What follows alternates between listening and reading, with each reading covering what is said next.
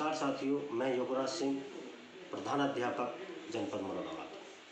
देखिए, आज हम साथियों बात करते हैं कि किस प्रकार से गणित के शिक्षण को प्रभावी किया जा सकता है, क्योंकि गणित एक हमारी दैनिक प्रक्रियाओं के लिए बहुत ही महत्वपूर्ण विषय है। आजकल हम देखते हैं कि बालिकाएं जो हैं गणित से कुछ थोड़ा सा हटना चाहती हैं, उनको रुचि कम लगती है, क्योंकि गणित की रुचि मैं जहाँ तक कि मैं बात समझता हूँ कि गणित की महत्ता को हमें बच्चों को समझाना होगा।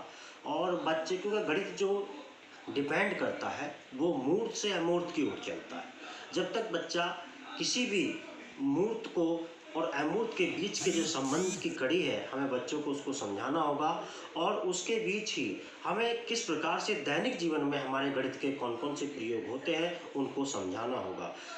जैसे आंकड़ों पर चर्चा करेंगे, आंकड़ों को बहुत सारी बातें कर सकते हैं, आंकड़ों बच्चों को समझा सकते हैं।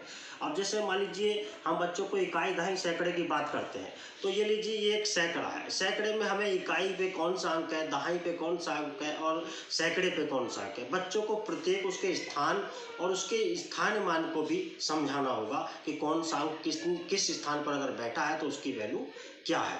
बहुत सारी चीज़ें होती हैं, बच्चों को क्रमबद्ध तरीके से समझाना, छोटे बड़े के आंकड़ों को बताना और प्रभावी जीवन में गणित के महत्व को समझाना कि गणित एक हमारी दैनिक चर्याओं से भी जुड़ा हुआ है।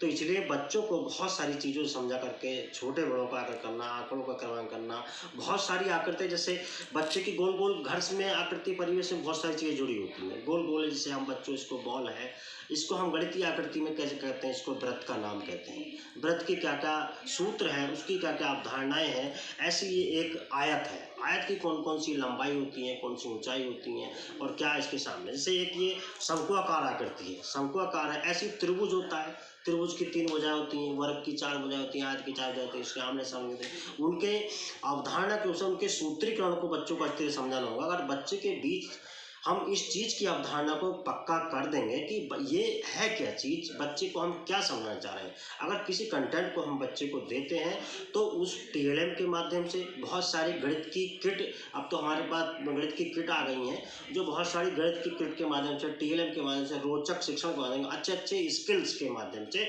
हम बच्चों को प्रभावित कर सकते हैं और बच्चों को रुचिकर गणित के बना सकते हैं। बहुत सारी चीज़ें हैं, जैसे बच्चों को मूर्त और अमूर्त की बात करते हैं, तो जैसे 2 अंक है, कोई ले लिया जाए 2 अंक है, तो उसी के बीच में हम ये मूर्त चीज़ है, तो यहाँ पे ये अमूर्त आ जाती है। तो बच्चों को हमें ये चीज़ समझानी होगी, बच्चों को रुचिकर बनाना होगा। रुचिकर बनाने के लिए बच्चों के साथ जुड़े और जुड़ने के साथ साथ बच्चों को ये चीज़ भी समझाएं कि गणित की क्या उपयोगिता है जीवन में। जैसे आकृति ले लीजिए, गणितों को जोड़ करके अंकों की गुणा करना, क्रमागत उनके संयोजन की बात करना, संक्रियाओं के बारे में चर्चा करना, बहुत सारी चीज़ें हैं जो हम बच्चों को समझा सकते हैं। तो गणित बड़ा रोचक विषय है, इसलिए गणित को हम बहुत अच्छे शिक्षण के साथ, बड़ा अच्छे स्किल के साथ बच्चों को रुचिकर बना करके पढ़ाएंगे।